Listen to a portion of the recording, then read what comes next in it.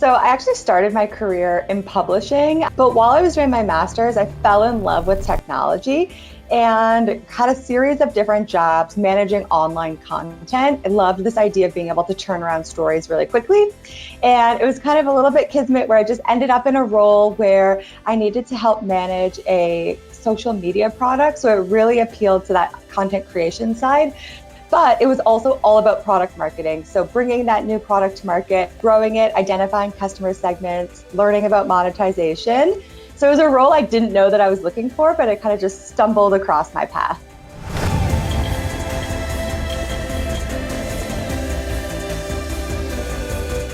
Yeah, one of my least favorite things that people think about product marketing is that it's a really executional role. And there's this saying where product managers put products on the shelf and product marketers to get them off the shelf. And I just completely disagree with that philosophy. Product marketing is a strategic business function, and it's meant to be there the entire life cycle of product development. And I actually think that product marketing is like the linchpin to all business growth. So that would be my biggest misconception that I hear.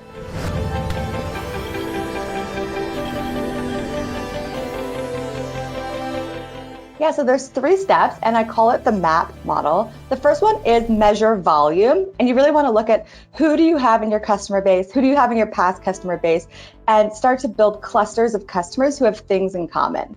The second step is analyze performance, and here you want to look at those different clusters of customers and understand which clusters of customers are performing better than or equal to the average type of customer. And then finally, you want to prioritize potential. So once you have an understanding of who you might want to go after, you want to assess your potential to actually win that market should you choose to focus on them. So looking at things like the size of the addressable market, does that size of the market match your growth ambition? And then also looking at the competitive landscape. And at the end of that map model, hopefully the output is 1 to 3 customer segments that you know if you choose to focus on them, you're actually going to drive up all of the business results for your business because you've proven during that second step that they have just as good of, if not better, business performance than the average customer.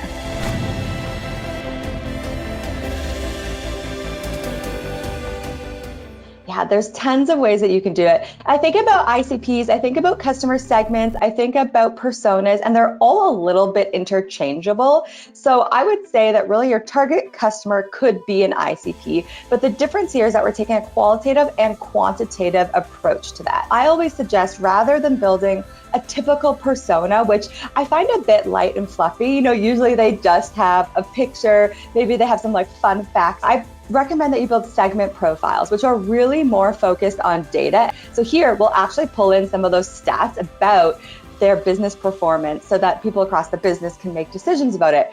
We'll also spend time understanding that customer segment or ICP's willingness to pay. We'll then build really special and customized positioning right for those customer segments so that we know the value that we're positioning to customers is highly aligned with the value that they're looking for.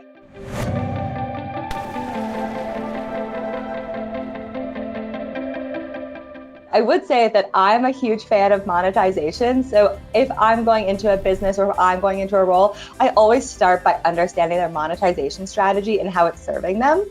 I'm also a huge fan of Price Intelligently and Profit Well. They've done a bunch of studies on the impact of each of these 3 pillars. And what they've proven is that if you're able to improve monetization by just 1%, it's actually going to have more than a 12% impact on the bottom line, which is way higher than the impact of improving acquisition or retention.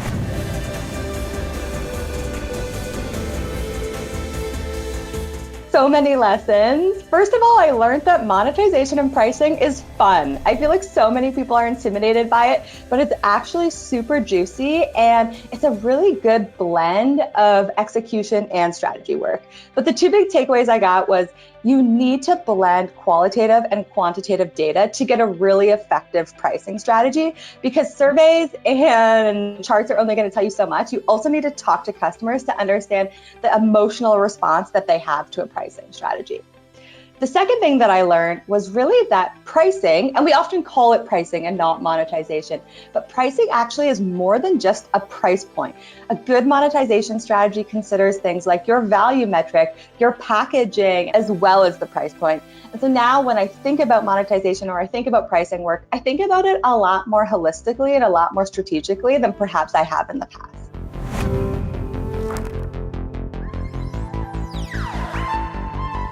I'd say Notion. Over the past, I've tried a ton of different note-taking or project management tools, but Notion is the perfect way for me to organize both my professional and personal life. It's free and there's a bunch of different ways that you can use the product. So I would say that's the number one product I recommend right now.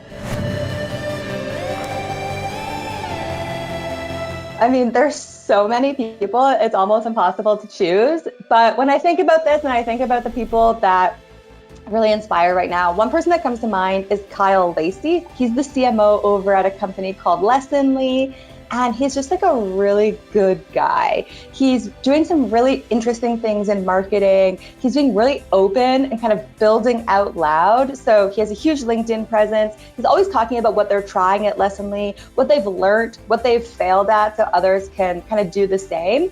And he's just really put a lot of effort into building this online community of other marketers. And he's so willing to give of his time and energy. So he's definitely someone I look up to. Another person is Wes Bush. He's someone else who's also from Canada who really just built this community from the ground up, wanted to learn a little bit more about what it was like to be at a product-led company, did a bunch of research, realized that he could build a community around it. And he's just so humble. And again, always willing to share what he's learned or what he's working on. Yeah, I love to read. As you can see, I have a whole bookshelf behind me. So I just finished reading a book called Play Bigger. It's not a brand new book. It's been out for a few years, but it's all about category creation.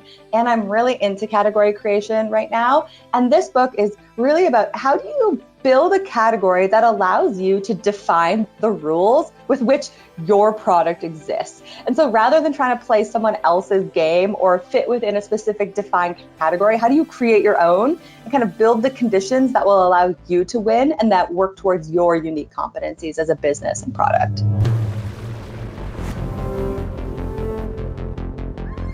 I think at the end of the day, when I think about what advice has really served me, one of the most important advice I ever received was that you really need to advocate for yourself. It doesn't mean bragging or, looking for ways to always bring them up. But I feel so many people are afraid to say, yeah, I worked on that project, or look at this cool thing I did. But being willing to advocate for yourself and having the confidence to do so will really help you kind of get ahead and be able to refine what it is that you're good at.